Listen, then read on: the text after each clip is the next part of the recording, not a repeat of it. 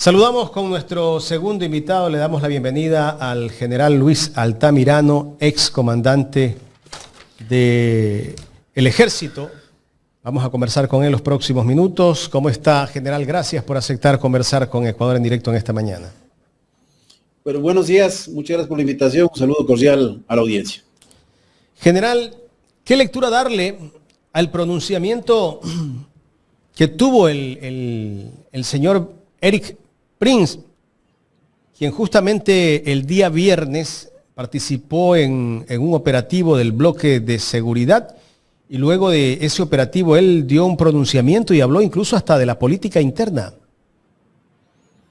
Bueno, lastimosamente el tema de la seguridad en el país se encuentra altamente politizado y desde el gobierno se ha venido utilizando este discurso de miedo, de zozobra, con una serie de propuestas que más allá de ser propuestas son improvisaciones, porque todo este tema inicia desde el momento que se habla de la presencia de fuerzas especiales internacionales en el Ecuador. Y bueno, como en el gobierno están acostumbrados a hacer propuestas y después ver cómo responder a estas propuestas, tiene que salir la canciller en una gira urgente para ver qué gobierno quiere poner soldados en el territorio ecuatoriano. Y esto no es así de sencillo. Primero, por las normativas de carácter nacional. Y segundo lugar, también por las normativas y los intereses que pueden tener cada uno de los países. Entonces, en el país estamos acostumbrados a que se hagan anuncios y después el presidente tiene un equipo que va recogiendo todas las cosas que va haciendo y viendo cómo dar una respuesta. Recuerde usted que el presidente también un día, no recuerdo cuál, se levantó y dijo, bueno, vamos a imponer 27% de aranceles a México. Y seguimos esperando. Para tomar una decisión de estas, tiene que reunirse el Comité Consultivo de Comercio Exterior, personas que estaban ligadas al tema para ver beneficios, perjuicios. Y en segundo lugar, ver si es que esta medida era una medida que estaba ligada a los intereses de carácter nacional, no simplemente se lo dijo abonando a este discurso de odio, a este discurso de contraposición que puede existir ligado en el momento electoral. Entonces, así tenemos también el asunto de las fuerzas especiales. Como no hay una respuesta, nos salen de la noche a la mañana que va a venir Erik Prince, representante de esta extinta empresa que hoy tiene otros nombres, vinculado a abusos de derechos humanos, que va a venir al Ecuador. Y es más, el gobierno no sabe ni para qué va a venir, porque recuerde usted que en una entrevista con Carlos Vera, el ministro del Interior, cuando le increpa y le dice, oiga, pero son mercenarios, dice, sí, pero son los primeros que levantaron la mano. Uno no puede esperar la respuesta de un funcionario de ese nivel de aceptar primero que son mercenarios, después nos salen con el cuento de que es una asesoría, y después nos salen con el cuento que van a firmar contrato, y ahora tenemos a la persona haciendo pronunciamientos de carácter político. Entonces es lo mismo que una empresa como Petroecuador contrate los servicios de una empresa extranjera para mantenimiento de pozos, y venga el representante de esa empresa en un momento electoral a decir por quién votar, cuando a la final lo que tiene es un contrato de un privado con el Estado. Entonces, a mí me parece que esto es un uso de recursos públicos innecesarios, porque a la final este señor no está de gratis acá, y nunca sabremos cuánto estará cobrando por día, que yo calculo, solo esta persona, por lo menos unos $30,000 al día. Ahora, si viene con un equipo y con más personas, entonces la pregunta es, ¿se está midiendo realmente con equilibrio una solución estructurada al problema de la seguridad? ¿O simplemente aquí seguimos en esta mediatización que viene desde la campaña anterior? Porque yo sigo esperando la casa del Barcaza en la milla 80, que era un absurdo por costos, por aspectos regulatorios, porque somos signatarios de la Convemar.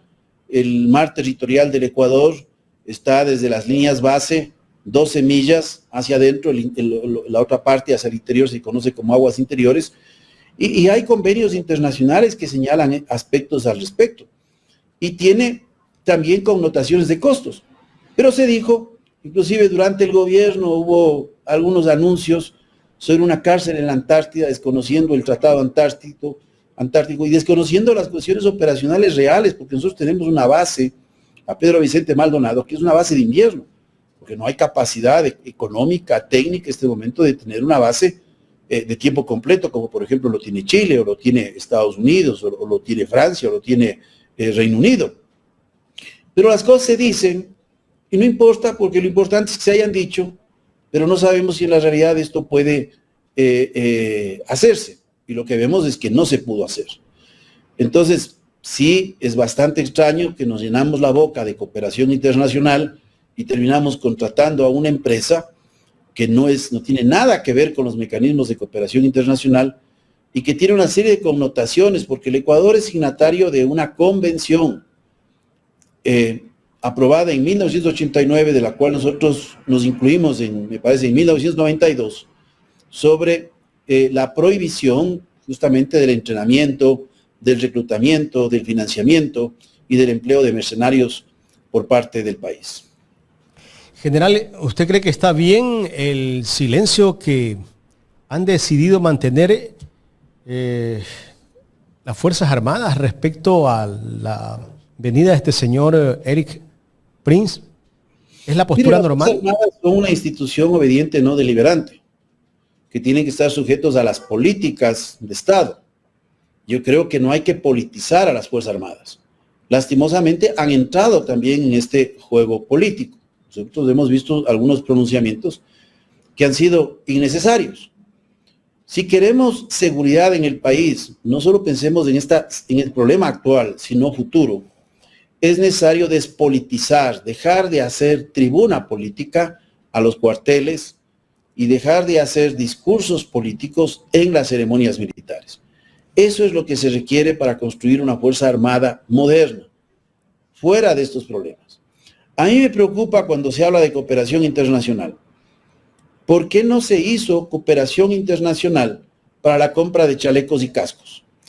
Está aprobado desde el año 2022 la reglamentación para poder comprar a través de estos mecanismos que se conocen como LOAS, en donde se fondean recursos y los Estados Unidos seleccionan a los oferentes de acuerdo a los requisitos del país y le dan a mejores precios con fabricantes, no con intermediarios.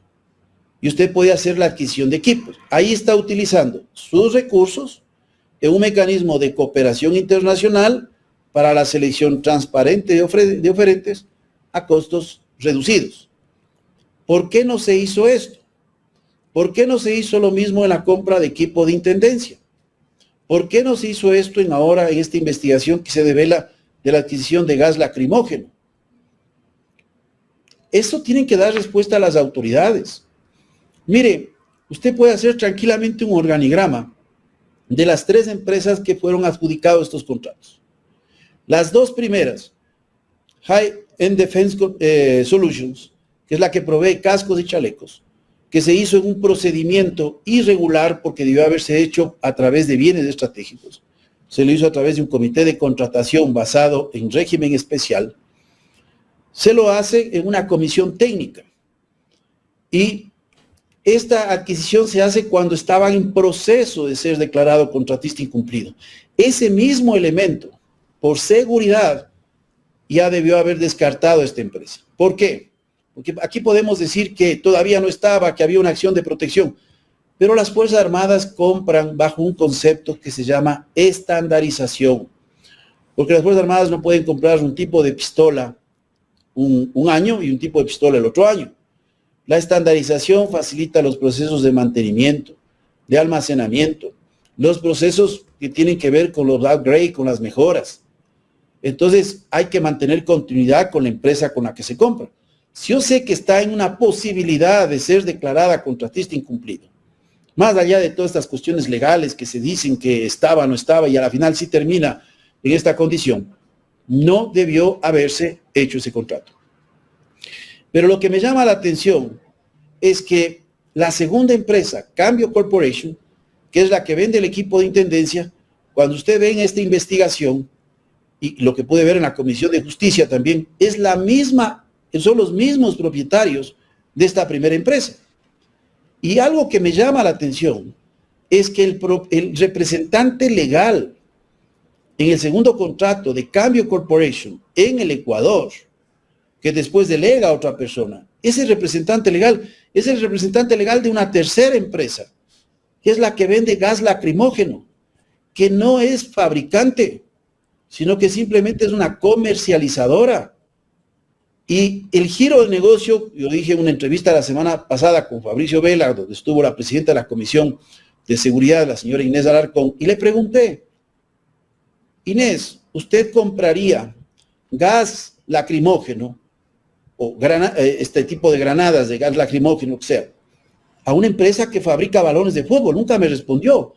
Bueno, porque yo conocía, todavía no era público, pero hoy es público porque ya se devela en este portal La Defensa y uno de sus periodistas lo hace. Yo vi los documentos, por supuesto. A una empresa que hace señalética. O sea, una empresa que hace estos letreros de doble vía, de pare, o que pone radares en las vías, es la empresa que le vende gas lacrimógeno al Estado. ¿Cómo se llegó a hacer esto? Es fácil. En febrero se quita la delegación al subsecretario de Defensa Nacional, quien presidía el Comité de Bienes Estratégicos, y se le entrega al subsecretario de Planificación y Economía de la Defensa. Esto no ha ocurrido desde el 2008. Eso generaba contrapesos en los procesos de compra. Él presidía y el ministro firmaba. Pero no.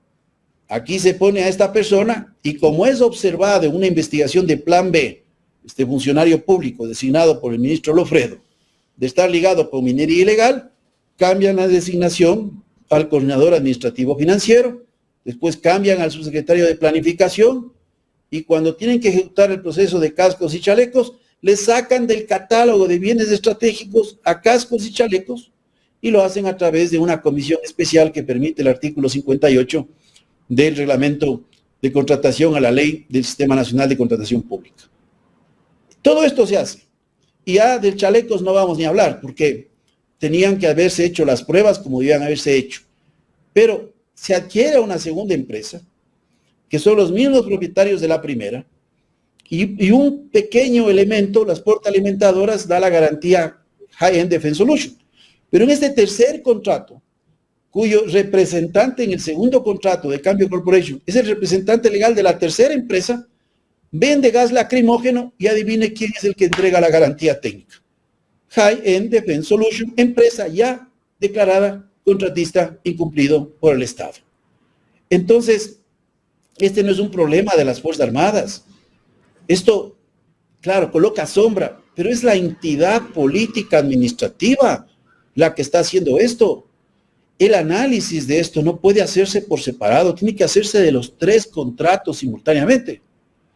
Porque en esta investigación es curioso ver que los precios de los productos del fabricante en Israel del año anterior, de una empresa de nombre IT9, los precios son menores al comprar 11,000 equipos que no se compró porque se compró al borde del año y no se emitió la garantía financiera. Son menores que los precios al comprar 20,500 equipos en el contrato de intendencia. Y otra cosa que es curiosa, cuando entran a esta etapa de preguntas y respuestas, le digo porque yo conozco a la final, yo manejé todos estos procesos cuando estuve director de Planificación y Gestión Estratégica, yo lo aprendí en un libro, lo aprendí haciendo, con la capacitación también de vida. Cuando entran a esta etapa, las dos empresas, High End Defense Solution y Cambio, que estaban ligadas, piden que no se entreguen muestras. Yo les pregunto a ustedes, ¿ustedes comprarían 20,000 equipos, 30,000 equipos? Lo que se compra son 20,500 equipos por catálogo. Usted pide muestras, las muestras se devuelven. ¿Por qué se pidieron entregar muestras? ¿Será que la empresa no era fabricante y por tanto no tenía en stock? No sé, eso tiene que responder a las autoridades. Pero se compra más de 20,000 equipos sin pedir a los proveedores que entreguen muestras y que las muestras serán entregadas ya cuando se adjudique el contrato. Nadie de nosotros en la actividad privada compraría un vehículo por catálogo. Uno quiere ir a ver, tocar, sentir, comparar. A lo menos me voy a 2, 3, 4, 5 casas y comparo. comprar más de 20,000 equipos para el Estado y solicitar que nos entreguen muestras. Pero eso no es todo. Una empresa que no trabaja, que no fabrica y que tiene que importar las granadas lacrimógenas en el tercer contrato, pide que sea exenta de aranceles en el momento de internalizar, de internar el material. Eso es ilegal, porque les voy a poner un ejemplo para que me entienda la audiencia. Si al Ministerio de Defensa Nacional mañana se le ocurre comprar 50,000 resmas de papel y lo hace con un fabricante en Turquía, cuando se internaliza la mercadería, no se paga aranceles porque se lo hace a nombre del Ministerio de Defensa Nacional, porque la empresa es una empresa extranjera. Puede tener una persona por ley representante nacional, es una empresa extranjera. Entonces no paga aranceles. Pero si compráramos a una papelería, no voy a dar el nombre, porque cualquiera papelería aquí grande del Ecuador, esa empresa en el momento de importar el papel tiene que pagar aranceles, porque la empresa que ganó el concurso es nacional. Así traiga la mercadería del extranjero. Claro, entonces así puedo ganar concursos, porque ofrezco un precio en donde ya anticipo que no voy a pagar aranceles. Cuando hay norma y cuando hay una observación de Contraloría, porque esto ya ocurrió alguna vez en el sector público, que le dice, solo cuando usted contrate directamente a una empresa domiciliada en el exterior, para el Estado, usted no paga aranceles. Pero si usted contrata a una empresa domiciliada en el Ecuador y esa empresa tiene que traer parte de los bienes y productos de afuera, tiene que pagar aranceles. Esto de aquí tiene que ser profundamente investigado. No puede ser tantas coincidencias, tantas relaciones, cambiar el instructivo para la calificación de bienes estratégicos, derogar el listado, comprar los cascos y chalecos por fuera de bienes estratégicos. Ahora sí, el equipo de intendencia lo compro por bienes estratégicos. ¿Con qué? Con un nuevo registro de proveedores, que yo no sé cómo ingresa, porque cómo ingresó Alcolizzi S.A., que es la empresa que hace señalética. Yo en la entrevista, porque yo no soy la persona autorizada a decir, yo vi los documentos de reojo, ahora viendo esta investigación me asusta, veo que esta empresa, que yo dije hace balones de fútbol, porque no podía decir, pero esta empresa que hace señalética, que no fabrica nada de lo que está ofertando, nos vende gas lacrimógeno y la garantía técnica de esas granadas le corresponde a High End Defense Solution, contratista incumplido del Estado. General. Es un punto de asustarse. General, buenos días. Carla Aro le saluda. Sin duda alguna hay muestra y evidencia del mal manejo que se está dando frente a las contrataciones, ¿no? Frente a la adquisición de estos equipos. Pero cuando hablamos de la contratación de estos equipos, estamos hablando de que estos son utilizados por las Fuerzas Armadas, por las Fuerzas Militares. ¿Por qué hay un silencio de parte de las Fuerzas Armadas, de las Fuerzas Militares, frente a estos actos que al fin de cuentas los perjudican a ellos? Por ejemplo, si hablamos de los chalecos, les puede costar hasta la vida. Y frente a las decisiones del gobierno de, por ejemplo, traer al señor Prince, ¿no? Que sabemos pues que básicamente ha manejado es un grupo de mercenarios. Entonces nos preguntamos, ¿qué pasa con nuestras Fuerzas Armadas? ¿Por qué hay un silencio total? Carla, discúlpeme y un saludo cordial de igual forma. No le corresponde a las Fuerzas Armadas decir esto públicamente.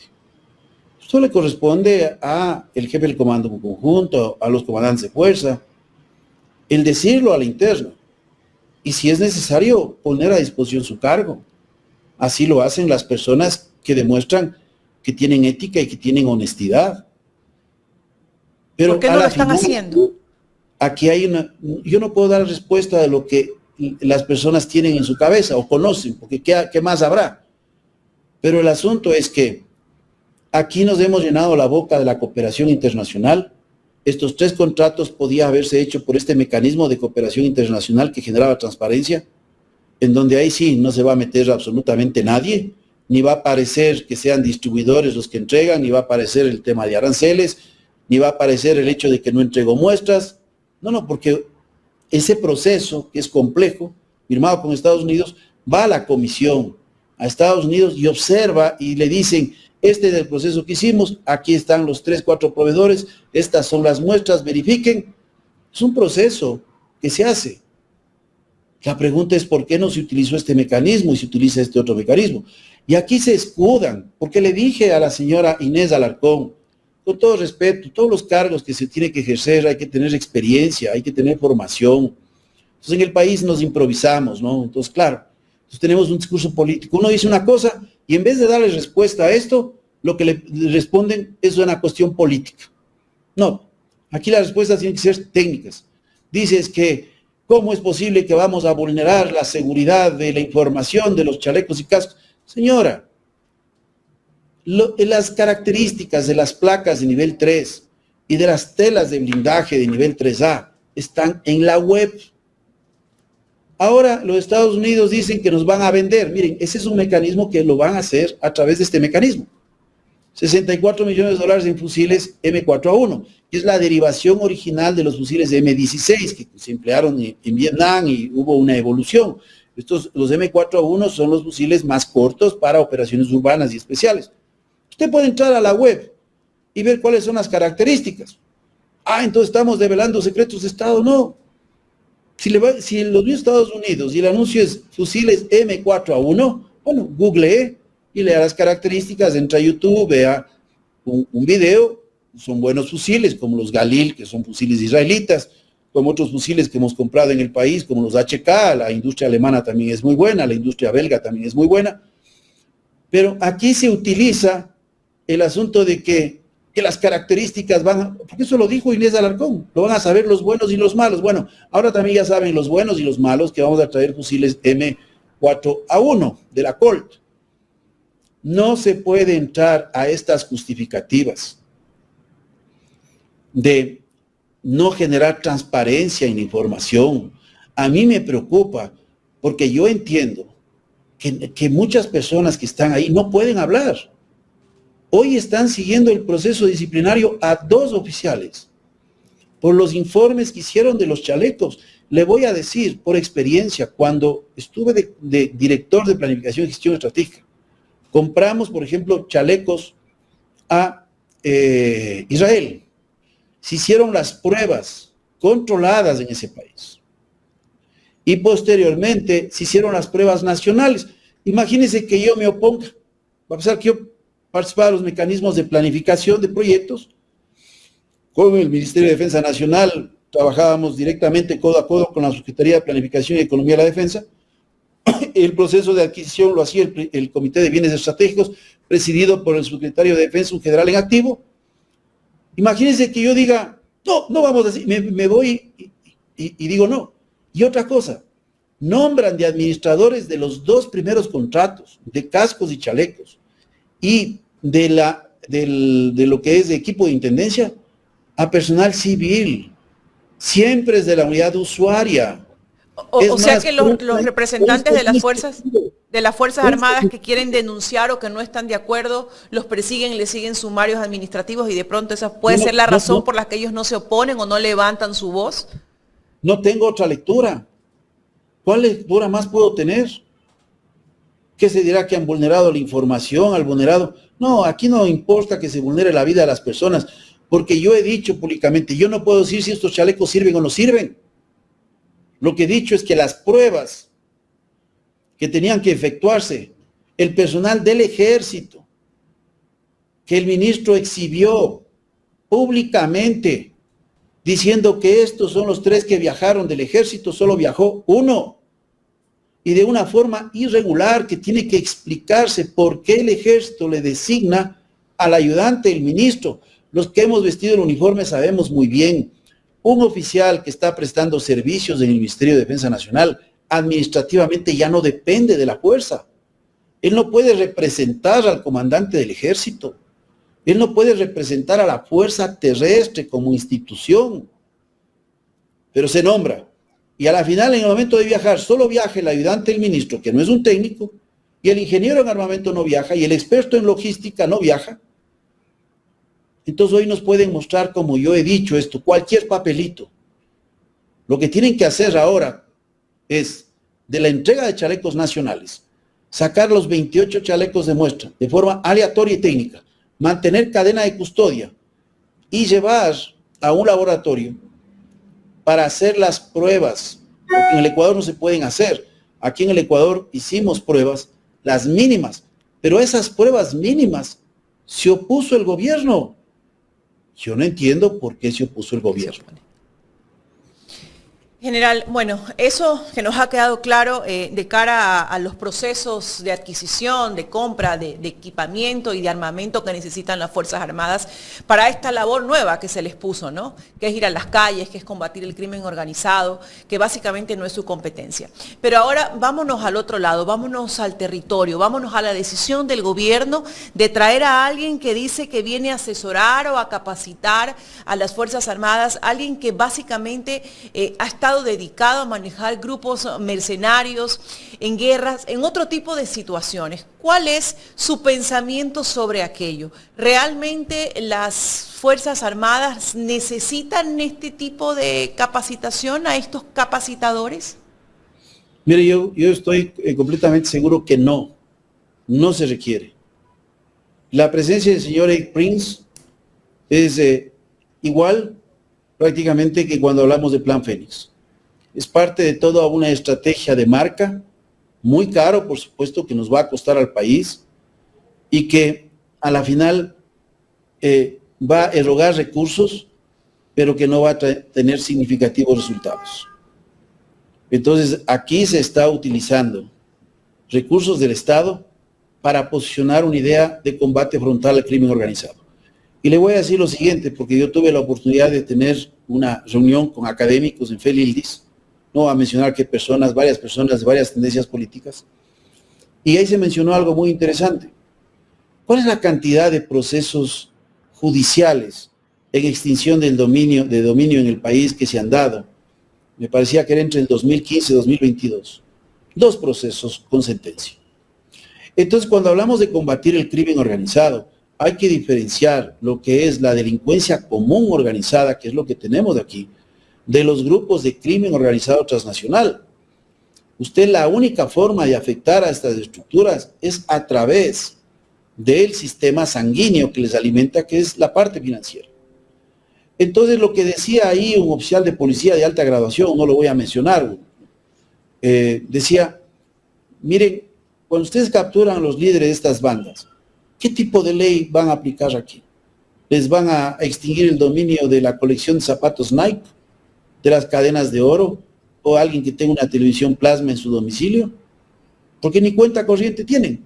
¿Dónde está el dinero de estas personas? No tienen. Los que tienen el dinero son los grandes articuladores.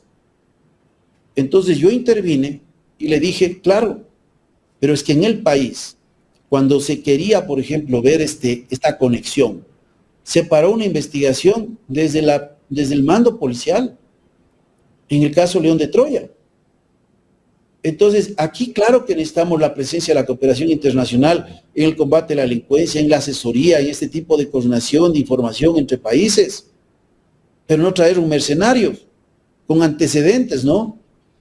Ahí necesitamos la cooperación, porque cuando se cerró el caso León de Troya, a pedido de la propia Policía Nacional, en donde les obligaron a los oficiales a hacer este pedido al fiscal y al juez, y cuando ya se conoce y se reabre el caso, se subsume al caso Encuentro, y dentro del caso Encuentro le desaparecen al caso León de Troya porque dicen ya es extemporáneo investigar. Claro que es extemporáneo investigar. Después se muere el señor Cherres, que le matan.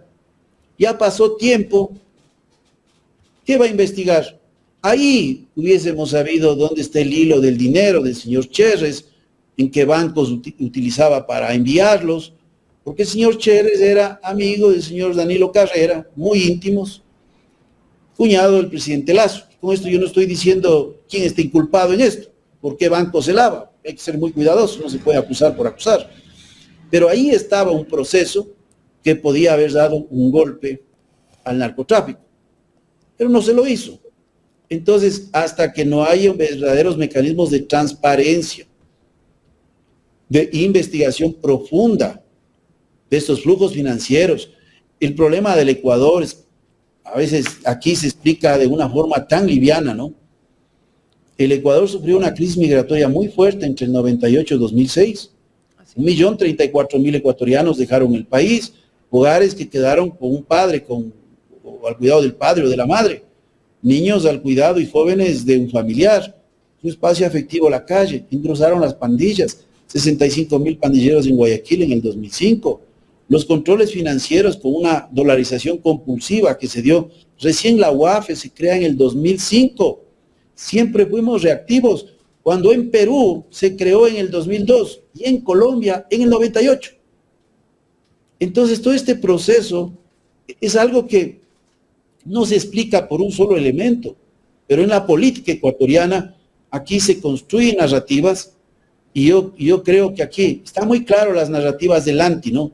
Porque teníamos un presidente que no era anti a nada, hoy es anti todo. Claro. Yo solo espero que después de este proceso electoral, sea quien gane, rectifiquen,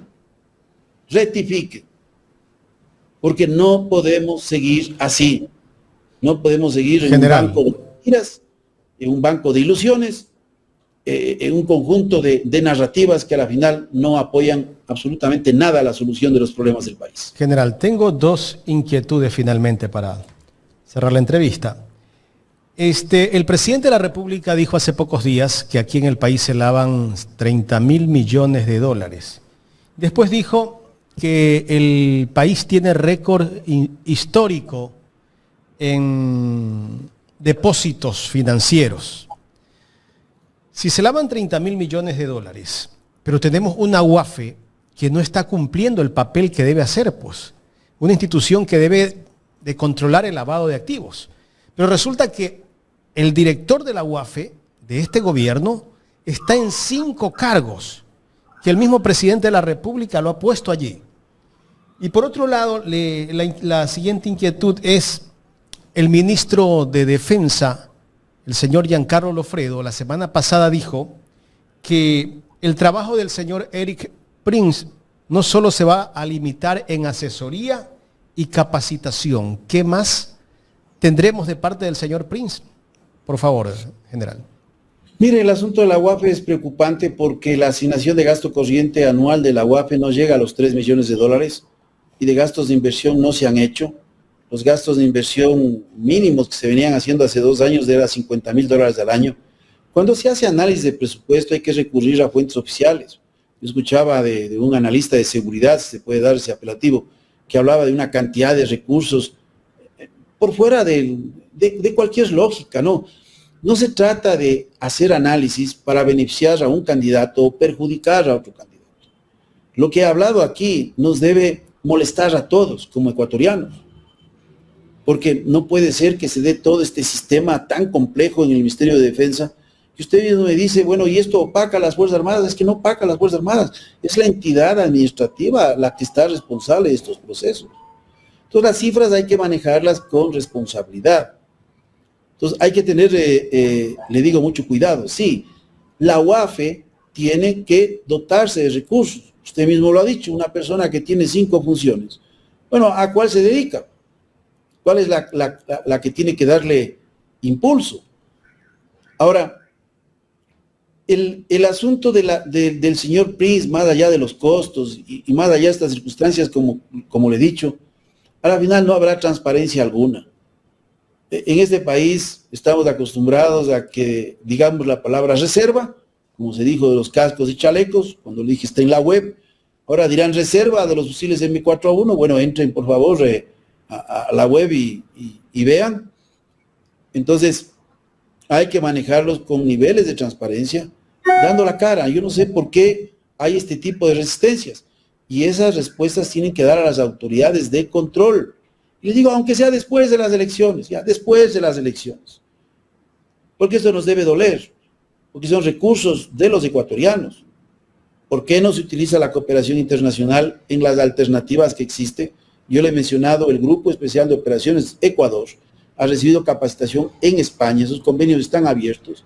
Muchos acá han recibido cooperaciones en combate urbano de otros países y de igual forma de Colombia, de lanceros de Colombia y de fuerzas especiales. Profundizar estos mecanismos, pero no traer personas que tendrán altos costos y que a la final, mire, después de escuchar al señor Prince, me di cuenta de que estaba haciendo una propaganda. O sea, ¿cuánto pagarán a una persona por estas propagandas? Es dinero de los ecuatorianos. Pero esto genera aplausos. Lastimosamente es así, porque en una sociedad polarizada la gente deja de analizar. Y es como le mencionaba a usted, creo, en una entrevista anterior, cuando se intentó vender el material ruso, que está en buen estado, que no es chatarra, que 10 de esos 25 lanzadores había que hacer una remotorización, que su valor no era más de 5 millones. Se trató de vender a los Estados Unidos para pasar a Ucrania. Los Estados Unidos estaban haciendo lo legítimo porque ellos buscaban sus intereses. Lo pidieron igual a Colombia y a Perú y Chile, y ellos dijeron no, nosotros no vamos a entregar este material. Pero nosotros sí vamos a entregar porque es el Ecuador de minutos, mañana ya no hay guerra. Yo he dicho varias veces, entonces vendan los tanques. No es así, pues no sabemos cuál va a ser en los escenarios futuros. Pero 25 lanzadores, 5 helicópteros MI volando, 2 de ellos comprados en el 2010, se iban a entregar a cambio de 6 helicópteros, estos UH-60, Sikorsky, los Black Hawk, y 50 millones para equipo de la policía. Me parece a mí que ese no era el camino de desmantelar estas capacidades. Cambia el nombre del personaje. Ya estarían los discursos de la patria, de que están vendiendo el erario nacional. Así es. Eso se llama escotoma social, esta enfermedad visual, en donde vemos lo que nos conviene, no queremos ver lo otro. Yo he escrito una obra sobre la evolución del crimen organizado y alguien me dijo, desde el punto de vista académico, oye, pero tú les das a todos, con argumentos. Las personas inteligentes argumentamos. Así es. Ir a decir cifras en un programa de televisión sin hacer análisis, sin hacer estudios, bueno, es fácil, porque mire, la ignorancia es gratuita, pero también tiene una solución gratuita, que se llama la lectura. General, quiero agradecerle por el tiempo que nos ha brindado para conversar aquí en Ecuador en Directo. A ustedes, muy amables. Gracias. Gracias al general Luis Altamirano, conversando con nosotros en esta mañana aquí en Los Especialistas